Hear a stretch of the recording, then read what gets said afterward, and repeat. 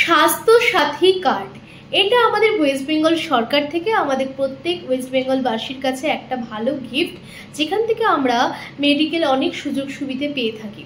এই স্বাস্থ্য সাথী কার্ডের হাত ধরেই বয়স্কদের নি রিপ্লেসমেন্ট কিন্তু একদমই ফ্রিতে হচ্ছিল, যেটা বর্তমানে সেই নি রিপ্লেসমেন্ট ব্যাপারটা কিন্তু স্টপ হয়ে গেছে। তাহলে এই যে বয়স্ক মানুষরা বাড়িতে প্রচুর পরিমাণে হাঁটু ব্যথা, কষ্ট পায়, স্পেশালি লোয়ার পোর্শনে তাদের পেইন হয়, তাহলে এই সমস্যা থেকে কি করে আমরা একটু বাঁচতে পারি, তারই আজকে টিপস আপনাদের সাথে আমি শেয়ার করব। অ্যাজ এ ডায়েটিশিয়ান আমি সাজেস্ট করব হচ্ছে অ্যান্টি ইনফ্লামেটরি ফুড খেতে। গ্রিন ভেজিটেবলস হতে পারে, পোমোগ্রানেট, ফিশ, অলিভ অয়েল, এগুলোর মধ্যে প্রচুর পরিমাণে অ্যান্টি ইনফ্লামেটরি ফ্যাক্টর রয়েছে। এছাড়া বলবো কোলাজেনের লেভেলটা যাতে বডিতে বাড়ে, যেমন আমরা বেরিজ খেতে পারি, রেড অ্যান্ড ইয়েলো কালারের ভেজিটেবলস খেতে পারি, নাটস রাখতে পারি, ফিশ রাখতে পারি।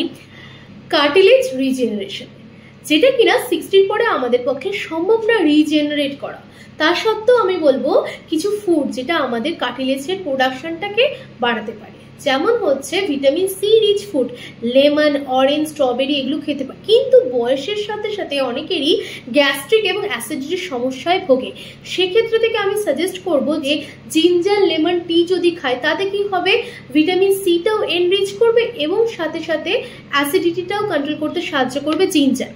Next part is the wait management. আমরা স্বাস্থ্যসাথীর হাত ধরে সহজেই নি রিপ্লেসমেন্টটা ফ্রিতে করতে পারছিলাম, কিন্তু বর্তমানে সেটা সম্ভব হচ্ছে না। তার জন্য আমরা ওয়েট ম্যানেজমেন্টটা খুব সহজেই করে ফেলতে পারি বাড়িতে বসে ঘরোয়া খাবার দাবার খেয়ে।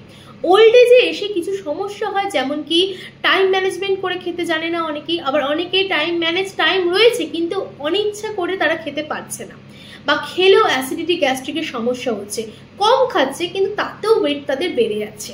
সেক্ষেত্রে থেকে সলিউশন আছে আমার কাছে। প্রথমে ছোট ছোট করে টার্গেট করুন, প্রথমে 10 কেজি টার্গেট করুন, সেটা অ্যাচিভ হলে দেখবেন অনেকটা অংশে আপনি হালকা ফিল করছেন এবং আপনার যে লোয়ার পোর্শন, হাঁটু ব্যথা, পায়ে ব্যথা, গাঁটে ব্যথা, এগুলো থেকে অনেকটা অংশে আপনি মুক্ত পাচ্ছেন। Last but not the least, bone and muscle strength. Vitamin D আমি এনরিচ করতে বলবো, তার জন্য সূর্যের আলো তো খুব ভালো, এছাড়া স্পিনাচ বা মাশরুম আপনারা রাখতে পারেন। Okay, take care and bye by.